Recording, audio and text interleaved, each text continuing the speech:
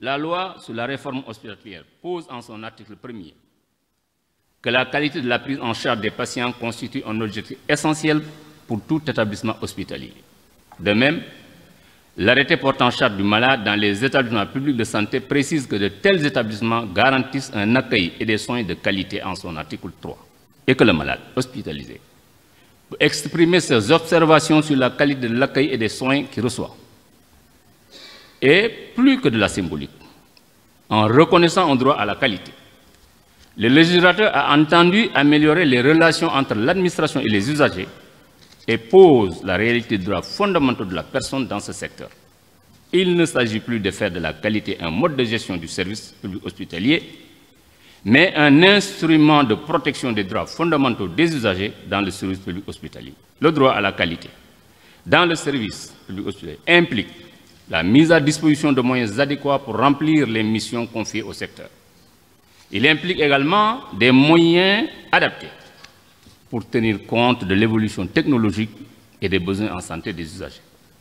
La qualité étant un objectif essentiel du service, l'État a l'obligation de garantir la qualité des soins dans toute la pyramide sanitaire et sa défaillance peut engager sa responsabilité. Ainsi, tenant compte de ces impératifs, le décret 2020-936 du 3 avril 2020 portant organisation du ministère de la Santé et de l'Action sociale a créé à la direction de la qualité, de la sécurité et de l'hygiène hospitalière, chargée d'élaborer la politique nationale de la qualité des soins.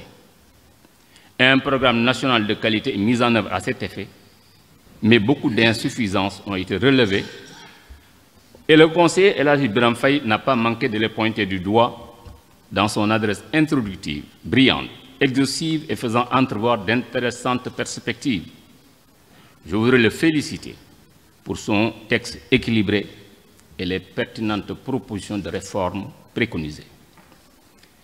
L'accès au service public hospitalier est garanti par l'article 8 de la loi portant réforme hospitalière qui dispose que l'accès équitable aux soins est garanti à tous et la charte du malade ajoute en son article 1er que l'accès est garanti à tous les malades sans discrimination aucune. Les législateurs n'assurent pas seulement l'accès des usagers aux soins. Ils leur assurent également un accès équitable aux soins. Et l'adjectif équitable doit être compris dans le sens d'égalité et justifie également l'accès des usagers aux services publics hospitaliers sans discrimination fondée sur les critères de race, d'origine, de fonction, de fortune ou de religion. À cet égard, la loi du 6 juillet 2010 relative à la promotion et la protection des personnes handicapées assure à celles-ci des soins médicaux nécessaires à leur santé physique et mentale. Elle assure aussi la gratuité des soins médicaux pour les personnes handicapées dans le service hospitalier lorsqu'elles sont nécessiteuses et souffrent d'invalidité sévère dûment reconnue et lorsqu'elles se trouvent être sans soutien. Ainsi, de l'accès égal au service public hospitalier. Le législateur en arrive à l'accès universel au service public hospitalier en favorisant l'émergence de politiques tarifaires particulières en faveur des usagers vulnérables ou démunis et en tenant compte des spécificités locales. Par ailleurs, le principe d'adaptabilité du service ne doit pas avoir pour effet de créer de nouvelles catégories d'usagers vulnérables avec l'adoption de nouvelles technologies. Le plan stratégique santé digitale 2018-2023 répond à cette préoccupation en permettant, par le développement des nouvelles technologies dans le domaine de la santé, d'atteindre l'accès universel des usagers au service de la santé. Le principe de continuité a été également posé comme principe fondamental de gestion du service public hospitalier par la loi portant réforme hospitalière, en son article 8. En effet, les usagers et les malades doivent être accueillis de jour comme de nuit si l'état du malade ou du blessé le justifie. De même, les établissements de santé doivent veiller à la continuité des soins à l'issue de leur admission, en liaison avec les autres structures de soins et des professionnels de santé. Ils doivent également prendre en charge les patients qui leur sont régulièrement référés ou leur trouver un lien de soins adapté à leur état. Cette problématique pose de vraies questions dans notre pays du point de vue de l'efficience et de l'efficacité Et pour s'en convaincre, il suffit d'interroger les services de sapeurs-pompiers de jour comme de nuit. Le principe de la continuité qui implique le maintien d'un service minimum en cas de grève se traduit par le fonctionnement régulier et permanent du service. Toutefois, l'exigence de continuité n'est pas uniquement temporelle. Elle est devenue également spatiale et géographique. En effet, pour assurer l'équité entre les territoires, l'État doit favoriser l'accessibilité géographique d'un soin sur le territoire national avec le même niveau de qualité. Cette exigence suppose une répartition équitable des professionnels de santé et des équipements sanitaires sur l'ensemble du territoire pour lutter contre les déserts médicaux qui malheureusement sont une réalité du système de santé public sénégalais. Ces principes fondamentaux du service public, associés à d'autres aussi importants comme celui de la transparence ou de la participation des usagers au conseil d'administration du service public hospitalier, ont en commun de garantir les droits des usagers dans le système de santé publique. On fera toutes choses avec calme, avec adresse, cachant aux malades, pendant qu'on agit, la plupart des choses. Ces propos d'Hippocrate, dans son traité de la bienséance, résumaient l'idée que la personne humaine s'était pendant longtemps effacée derrière les soins ou le progrès scientifique. Pourtant, ce pouvoir médical reposait sur un paradoxe. En effet, comment une science qui ne prétend pas à la pureté ou à la sûreté des sciences physiques et chimiques et qui reste toujours impuissante face aux nombreuses pathologies peut manquer de garantir l'humanité de la personne malade? L'humanisation des hôpitaux et plus tard la démocratie sanitaire ont permis l'émergence et la consécration des droits des usagers du service public hospitalier. Le droit au respect de la dignité humaine et du corps humain innerve tous les autres droits de l'usager du service public hospitalier. Il doit être garanti à toutes les étapes de la vie de l'usager. Il revêt une importance capitale en cas de maladie ou de souffrance. La dignité humaine fonde également le respect du corps humain, garanti par la Constitution en son article 7. Il est protégé par deux règles intangibles, l'inviolabilité et la non-patrimonialité du corps humain. Ainsi, l'article 2 de la loi relative aux dons, au prélèvement et la transplantation d'organes ou aux greffes de tissus humains prévoit-il que de tels actes ne peuvent s'effectuer que dans le respect de l'intégrité physique de la personne humaine et pour des besoins simplement thérapeutiques. L'article 6 de la même loi dispose que le don d'organes ou de tissus humains est gratuit et ne peut en aucun cas et sous aucune forme faire l'objet d'une transaction. Le droit du malade au libre choix de son praticien et de son établissement est un principe fondamental de la législation sanitaire. Il est prévu par l'article 4 de la loi portant réforme hospitalière et s'exerce dans la limite des capacités techniques des établissements publics hospitaliers concernés, de leur mode de gestion et des critères d'autorisation à dispenser des soins remboursables aux assureurs sociaux. Le libre choix du praticien et de l'établissement fonde la relation de confiance nécessaire à la prise en charge du patient. Dans le système de santé publique, il a une portée limitée, puisque ne peut choisir le médecin qui le prend en charge, l'usager, en raison des lois qui gouvernent le service public hospitalier. Toutefois, aucune disposition n'impose aux usagers des limites géographiques pour l'accès aux professionnels de santé.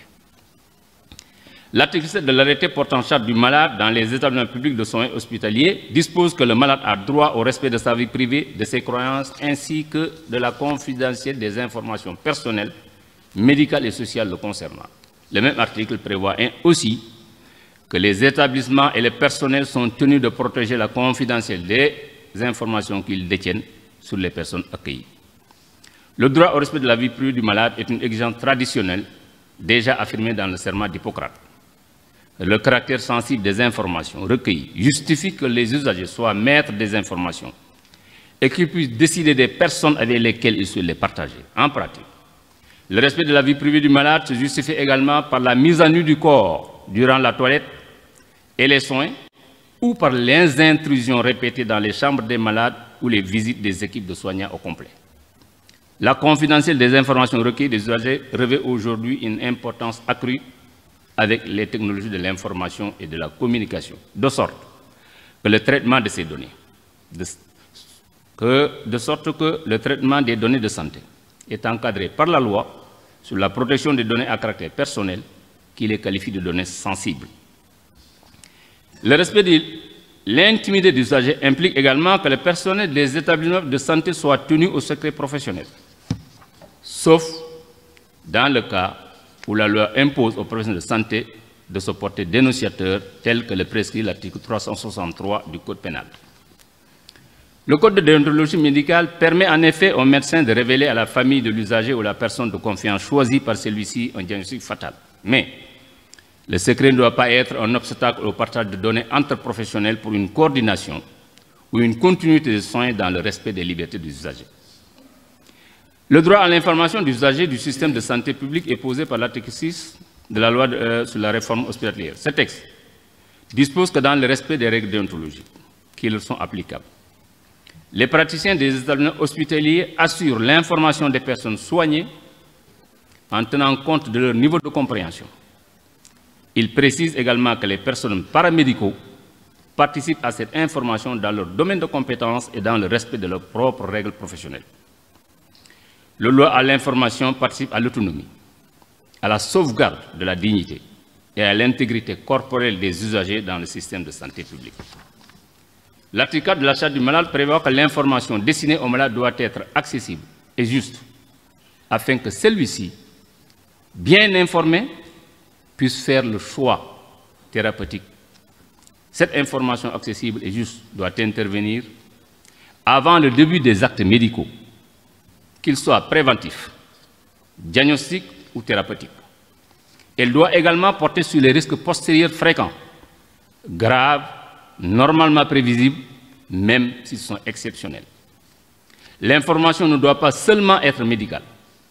Les usagers doivent être informés des tarifs appliqués dans le service public hospitalier, en affichant les tarifs ou en délivrant aux usagers, à leur sortie d'hospitalisation, une facture établissant l'ensemble des soins reçus et leurs coûts différenciés. L'information implique également l'accès au dossier médical dont le principe posé par l'article 8. Cet accès est indirect, puisqu'il ne se fait que par l'intermédiaire d'un médecin choisi par l'usager. L'obligation d'information à laquelle on ne peut déroger qu'en cas d'urgence et lorsque l'usager est dans l'impossibilité de donner son consentement est la condition nécessaire pour un consentement libre et éclairé des usagers. L'article 5 de la Charte du malade dispose qu'aucun soin ne peut être dispensé au malade sans son consentement. L'exigence consentement ne suffit pas. Il faut une nécessité médicale pour justifier l'atteinte à l'intégrité corporelle, sauf cas de force majeure. Le consentement est absolu et doit être donné en toute connaissance de cause pour permettre à l'usager d'accepter ou de refuser les soins qui lui sont proposés. Dans cette dernière hypothèse, l'usager doit être informé des risques éventuels qui encourent et signer une décharge. Le consentement peut également être donné par les parents ou les représentants légaux. À ce sujet, les dispositions de l'article 36, selon lesquelles, au cours d'un accouchement dystocique ou prolongé, le médecin doit se considérer comme étant le seul juge des intérêts de la mère et de l'enfant, sans se laisser influencer par des considérations d'ordre familial, semble être en contradiction avec la loi portant réforme hospitalière. Ce pouvoir médical exorbitant dans ce domaine, qui cristallise les tensions entre médecins et usagers, ne se justifie plus. Il en est de même des dispositions de l'article 33 du même code, qui prévoit qu'un pronostic peut légitimement être dissimulé aux malades pour certains actes médicaux. Le consentement obéit à un formulaire probatoire rigoureux. Ainsi, pour la recherche médicale, le consentement doit-il être écrit. En matière de don d'organes, il fait l'objet d'une judiciarisation et doit être exprimé devant le président du tribunal d'instance ou devant le procureur de la République. En cas d'urgence, il est interdit, lorsque le prélèvement a pour objet la totalité d'un organe vital d'une personne vivante ou lorsqu'il met en danger la vie du donneur. Ce tableau des droits individuels doit être complété par les droits sociaux de l'usager, le droit à une assurance maladie. Pour garantir un tel droit, l'État du Sénégal a initié la couverture maladie universelle. Cette initiative offre la possibilité aux personnes les plus démunies de bénéficier d'une couverture de risque maladie. Elle permet aux personnes ayant souvent de faibles revenus d'être affiliées à un régime d'assurance maladie et de bénéficier des mêmes soins que les personnes affiliées aux autres régimes de sécurité sociale. Ce régime de solidarité et d'équité est un moyen efficace pour lutter contre le renoncement aux soins des personnes vulnérables ou démunies. Toutefois, sa viabilité et sa pérennité sont questionnées au regard des insuffisances relevées par le Plan national de développement sanitaire et social. Le système de santé publique sénégalais garantit aux usagers des droits individuels et sociaux lorsque ces droits sont violés. Un système efficace de réparation doit être aménagé pour rendre effectifs de tels droits.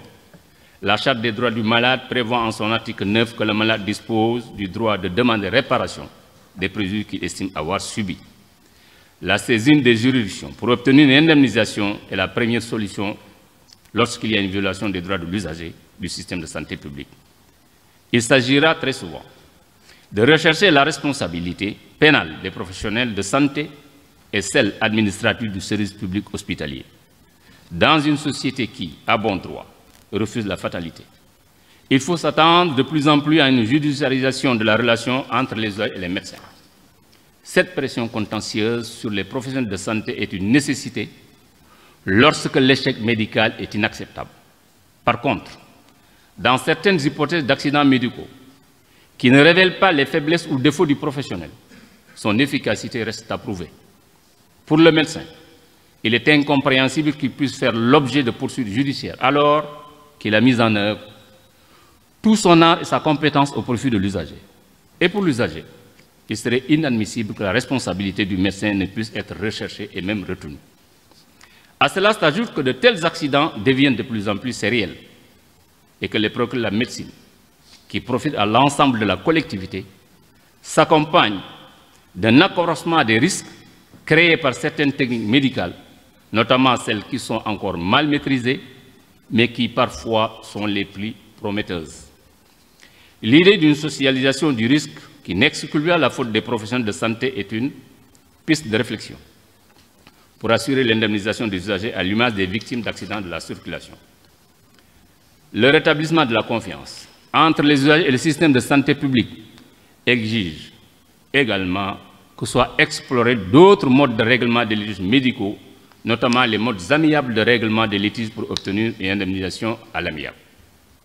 L'institutionnalisation de la médiation et de la conciliation permettra de renouer le dialogue avec les médecins, soit rompu par une absence d'information des usagers. Pour rendre effectifs les droits des usagers du système de santé publique, il faut également une mise en œuvre concrète des dispositions de l'article 9 au terme desquelles celui-ci peut exprimer ses observations sur la qualité de l'accueil et des soins. La prise en compte de ces observations et leur suivi permettent d'identifier la violation des droits des usagers et de prévenir les conflits dans le service public hospitalier. À titre de prévention, la formation continue des professionnels de santé et l'évaluation des établissements publics hospitaliers est un moyen efficace de lutter contre les atteintes aux droits des usagers. La politique d'évaluation prévue par l'article 7 de la loi portant réforme hospitalière est un moyen d'assurer l'amélioration continue de la qualité des soins. L'évaluation de la qualité des soins dans le système de santé peut avoir pour effet de procéder à une normalisation de la décision médicale. Les références médicales, recommandations ont pour objet de susciter ou de renforcer les bons gestes médicaux et de garantir ainsi la qualité des soins. Elles ne changent pas la nature de la médecine, mais lui permettent d'être plus modeste et plus vigilante, en prenant les précautions les plus habituelles pour éviter des erreurs flagrantes. Toutefois, la normalisation de la décision médicale ne doit pas avoir pour seul effet la maîtrise des dépenses de santé, ni d'inciter à la routine qu'elle est censée prévenir. Le Sénégal est une démocratie sanitaire avec un système de santé publique soumis à des lois et reconnaissant des droits individuels et sociaux aux usagers, lesquels, tenus de respecter certains devoirs, ont la faculté de saisir les juridictions compétentes lorsque les droits ont été violés. Ce système, comme tout système, peut et doit être amélioré. Pour corriger les insuffisances constatées et relever les défis qui l'interpellent, un système dont l'objet est la personne humaine doit avoir une éthique qui concerne l'autre, qui rencontre l'autre, c'est-à-dire s'intéresser au malade comme personne et non comme objet de soin, considérer soi-même comme un autre. Or, cette rencontre intime des acteurs de la santé n'est possible sans empathie ni compassion. C'est cette démarche d'éthique appliquée que nous suggère le professeur Abdul Khan dans son livre « La vie sur un fil », véritable éthique à la rencontre de l'autre.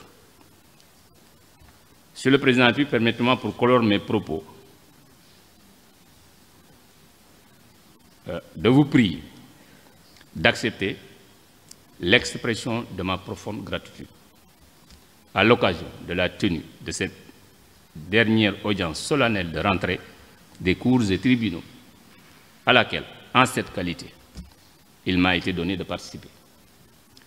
Vous m'avez permis d'accéder et d'exercer les plus éminentes responsabilités auxquelles un juge peut prétendre. À vous tous, à vous plutôt, à tous les membres du Conseil supérieur de la magistrature d'hier et d'aujourd'hui,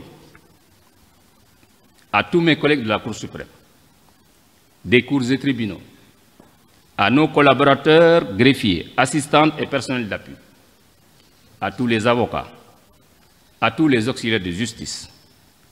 Au moment où je quitte mes fonctions et prends définitivement congé de la magistrature, je voudrais vous exprimer ma profonde reconnaissance et mon infinie gratitude. Je voudrais vous dire aussi combien je suis heureux et fier d'être juge sénégalais. Heureux et fier d'avoir été juge au Sénégal. J'ai aimé profondément et passionnément deux choses, la justice et la magistrature. Elles ont meublé mes rêves et éclairé mon horizon. 41 ans de pratique professionnelle m'ont permis d'avoir la ferme conviction que pour servir l'une et magnifier l'autre, il faut de la générosité, de la tempérance, de la disponibilité, de l'humilité, de l'écoute, du dévouement, de la loyauté, mais aussi du courage personnel. Je vous remercie de votre aimable attention.